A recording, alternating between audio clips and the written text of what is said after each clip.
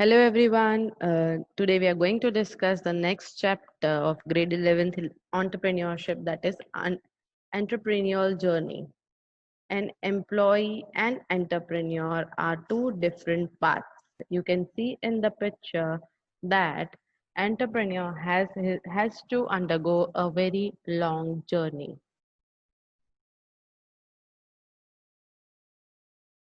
An entrepreneur is always in the path of decision making, that what is right, what is wrong. He has to arrange for funds, he has to do the recording work, he has to always strive for achieving. Personality of an entrepreneur are depending on the ways and means, depending on the path of types of business that he undergoes. Personality of an entrepreneur plays a dominant role to change a person as a successful entrepreneur. Successful entrepreneurs possess a number of common personality traits, and these traits are predominant indicators of their success. Good personality of an entrepreneur helps him to determine the right opportunity, self assessment of one's own qualities, skills, resources, and all other personality traits will help him to become a successful entrepreneur. The personality does not mean that the outer look or the physical appearance, it is the attitude of a person, that how he takes up the responsibilities. Types of entrepreneurs on the basis of their personality. The very first type of personality trait are trailblazers. Trailblazers are very competitive, ambitious, and goal oriented. They are restless and energetic, with a strong drive and a sense of urgency. Regardless of the task at hand, they aren't happy unless they achieve the goal. Trailblazers are logical and analytical, practical and realistic. They take decisions on the basis of facts rather than feelings. They are calculated risk takers. They are usually better leaders than managers. Trailblazers prefer being the driving force of a business. They are highly innovative, especially when it comes to taking an idea to the next level. They will be considered best in innovation and when it comes to new product launching. Go-getters. A large percentage of entrepreneurs comes into this category. Their natural style of personality will give preference to managing and leading both processes and people. That means they have a sense of leadership. They show a great deal of initiative coupled with a compelling sense of urgency to get things done. Go-getters are typically good leaders and good managers, excelling at motivating themselves and those around them. Managers, they are dominant and independent. That means they take all the responsibility of doing things in a right manner. They are also very goal oriented and can be quite analytical, focusing more on processes and outcomes than on people. They have a tendency to look at people as vehicles for helping them accomplish their goals. Consequently, sometimes disregard or overlook the people part of the equation, or unwittingly offend people with their straightforward style of communication. Managers take more time to complete projects, and some goals take longer to achieve than others. They can deal well with customers. For them, the work done is more important than the people or how the work is done. Next personality trait is motivators. They have a high level of sociability and above average level of dominance. They will be a great consensus builder. That means when it comes to voting or when it comes to taking the suggestions, they are the ones who can influence the people. A good collaborator and a driver of change. They are the ultimate motivator who does well working by, with, and through others. Motivators do well in the toughest of customer service roles, as they are able to see both the sides of the argument. They have the ability to deal with even the most negative arguments. Motivators are excellent in leadership and sales. They do well in business with partners or in business that involve others. Motivators are good at nurturing relationship and often do best in a business that involves keeping clients for long term. That means for retaining the relationship. Next are authoritarians. The name as suggests that they are more into authority. They are the backbone of the society. Authoritarians make their products, services, their system, and always do it right. As an authoritarian, they may not always be the best founders of an entrepreneurial enterprise, but they can be excellent distributor or owner of an existing business. That means when it comes for new product launching or influencing people, they are not that good at. But when any existing business, if they want to handle, they can manage it in a very proper manner.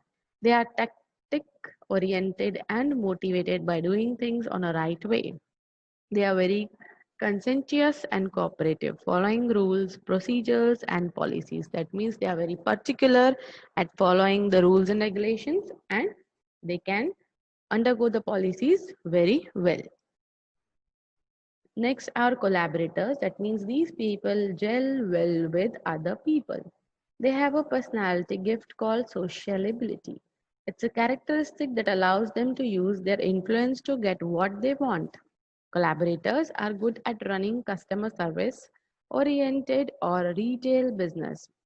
From an entrepreneurial perspective, collaborators do well within structured environments where people are an element of success. Collaborators can be great salesmen in a warm selling market where it requires soft skill, where it requires public relation. For collaborators become the best entrepreneur. Next are diplomats.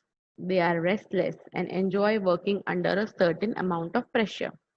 They get things done quickly and work well with deadlines. That means if deadlines are given, they'll work well. Otherwise, they won't work without any pressure. They adjust easily to change and deal well with new situations. They have a high sense of urgency and like variety, and because of their compliance and their need to do things right, they work at their full capacity. They multitask and keep a variety of jobs going at once.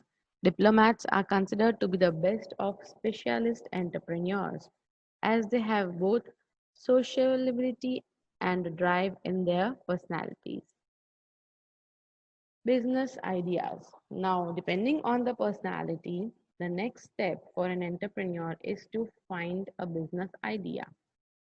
Even though the research tells us a newer and smaller firms are less likely to engage in formal or structural environmental research, the fact is that generating and evaluating business idea is an important step in entrepreneurial process. That means to generate a business idea is very important. That is what work is to be done and when it's to be done. That is again decided by an entrepreneur.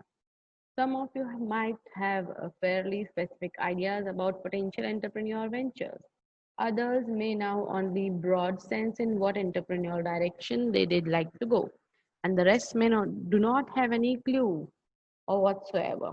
So depending on the situation, they have to do certain brainstorming and very important thing is that they have to find, generate and evaluate the potential business ideas. Now, what are the ways to generate the business ideas? From where does these ideas come from? These ideas mainly come from environment scanning. Scanning of environment, that means deeply studying the external surrounding of the business. External surroundings, that is the resources from they can get, the customer, market, competitor, and culture, taste, and preferences prevailing in the market. Creativity and creative problem solving. That means people are always facing certain problems and how creative those problems can be solved. That can lead to a business idea. If certain existing products are there in the market, how creatively a businessman can present that particular product. That is also a business idea. Brainstorming, that means working on the problem solving or just thinking about new business ventures, any innovative products or services.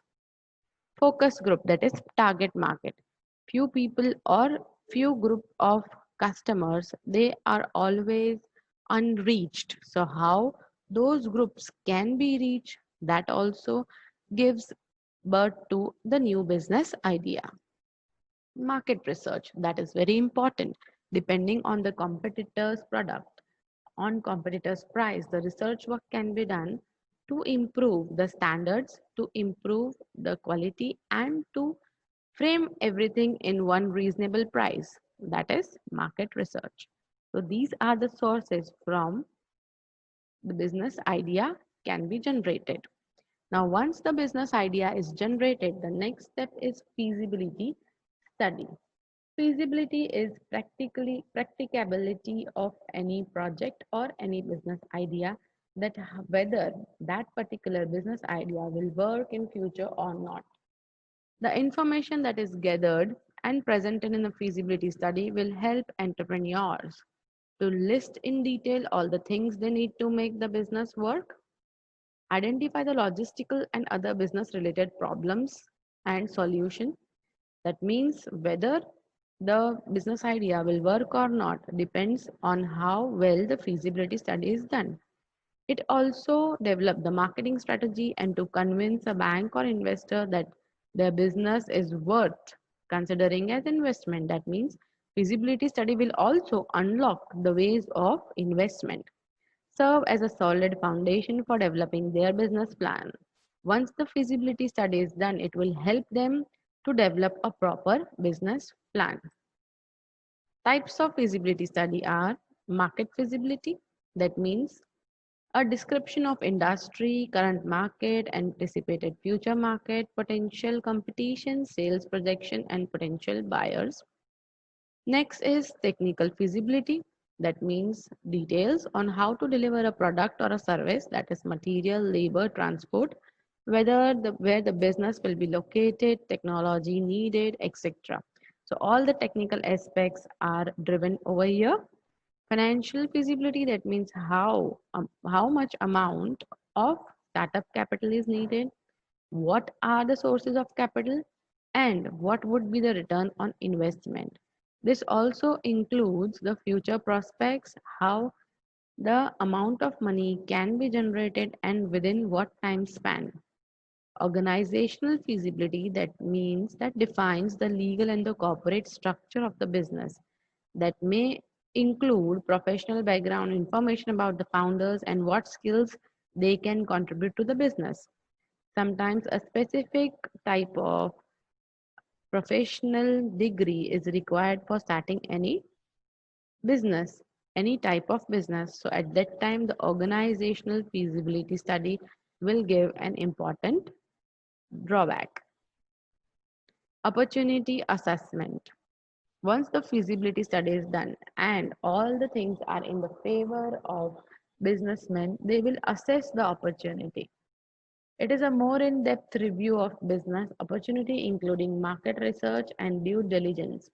That includes intellectual property analysis, opportunity development, timing, legal liability issues, applications of the opportunity, barrier to entry, industry trends, growth, potential market, market positioning, competitive analysis, financial projection, and pricing, resource requirement analysis, and licensing. That means once the green signal is received by the feasibility study that this business idea is can be working on, then the next step is opportunity assessment, where all these aspects are practically possible or not, and what opportunity can be grabbed by a entrepreneur.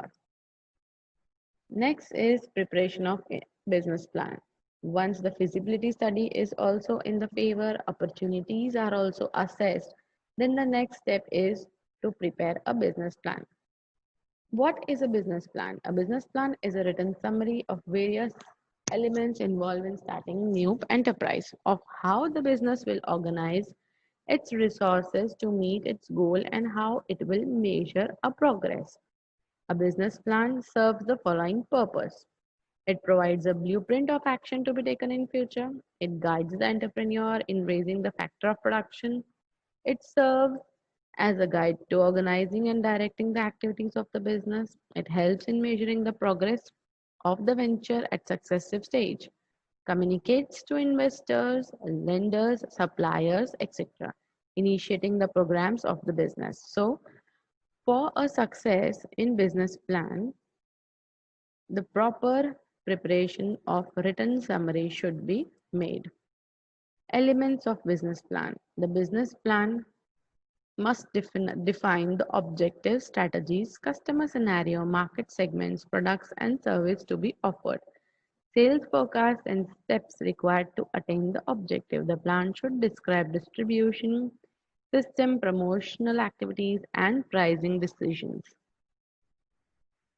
Proposed business plan. Number one, should this is the format or this is the proposed business plan that should include number one, general introduction. That means name and address of the business, name and address of entrepreneur, stakeholder of business, nature of business, and customers.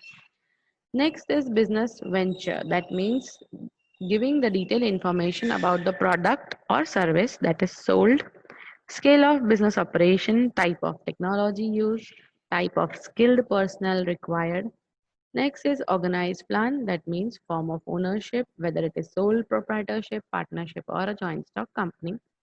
Identification of business associated partners, members, etc. Administrative structure, identification of management team. Next important step is production plan that gives the detailed information about manufacturing process, physical infrastructure required, types of plant and machinery, raw materials used, requirement of power, water, etc.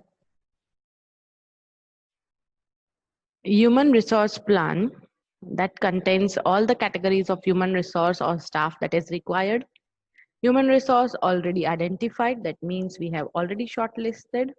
Human resource required to be procured, time frame for procurement of human resource. These all things are included in human resource plan. Next is marketing plan.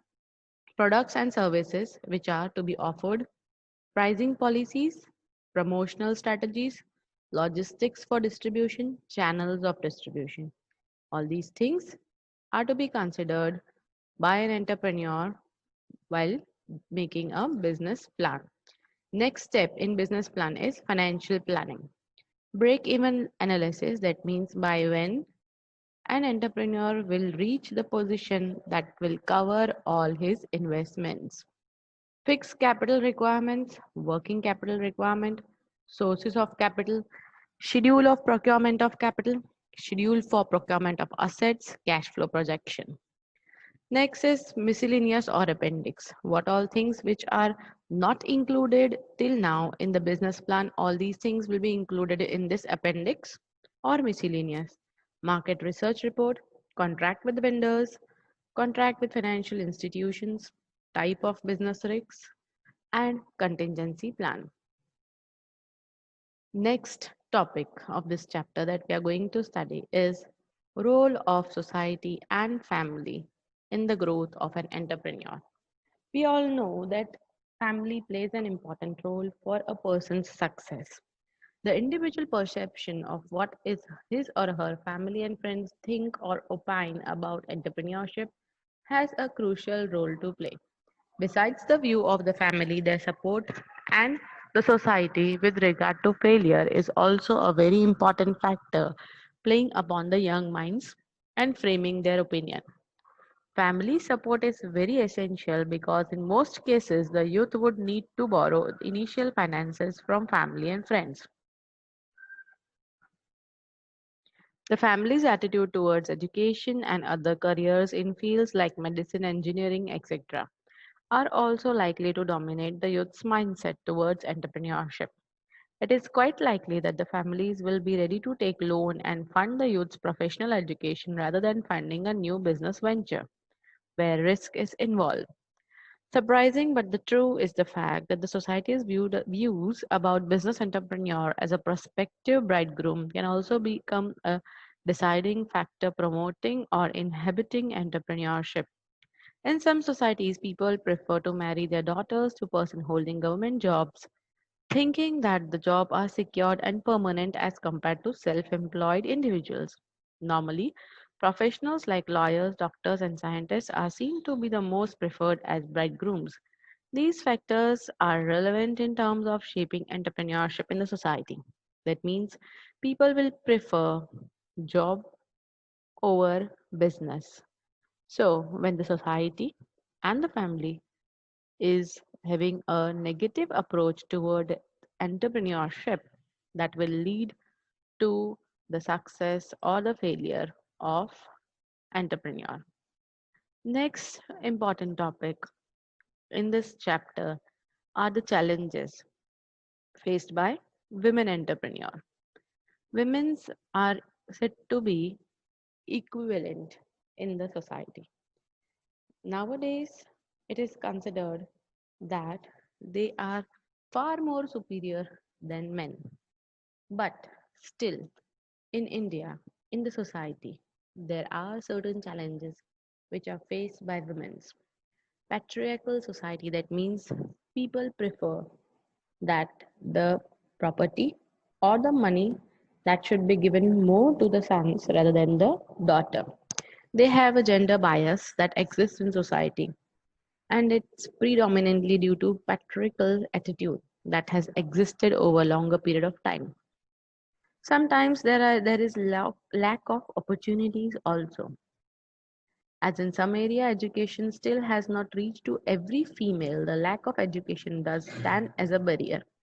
They are no doubt skilled, which enables them to work, but more focused programs for their education would be enable them to overcome this challenge. Technologies for women. There is a need to create more opportunities regarding new methods of production, marketing, and other modern technologies. Sometimes women are neglected and they are not given the chance to grow in the field of technology. Social barriers. The traditions and customs prevailing in Indian society sometimes stand as an obstacle to women is to grow and prosperity. In rural areas, they face more social barriers. They can be overcome through education and positive legislation. The government policies are and should continue in greater measure to support women entrepreneurs. Attitude of creditors towards women. Sometimes they have to face injustice. Women entrepreneurs suffer while raising and meeting the financial needs of their business. The society was slightly biased in their attitude towards women entrepreneurs, but the records reflect that the rate of bad debts is least in the case of women entrepreneurs, and the self help groups in microfinance is most successful because of them. Organized sector. The skilled women work more in unorganized sector and hence does not get her due. If she can overcome the challenge of education and be aware of all the schemes, she would not only be able to join the organized sector but be a leader in it. You can see in the picture, India has about 20 crores of small entrepreneurs in her large unorganized sector with about 45 crores of women workers whose conditions are not at all good. We can see the hierarchy of women who are earning less and their segments. You can see in the diagram that the low earning and the low segment is mostly dominant by women. That means the lower level of jobs or lower level of management mostly consist of women, industrial workers, home workers, another informal wage workers, they are mostly women. At middle level, there is equality between men and women. They are unpaid family workers, employees of informal enterprises. But as we go high, where the earnings are also high and the level of authority is also high, these positions are predominantly by men, employers, own account operators. No wonder people always make big eyes when they see a women auto rickshaw driver or a women pilot. This is the mindset of the Indian society where they consider women as a very weak gender. That is all for the chapter 3. Thanks for watching. Take care.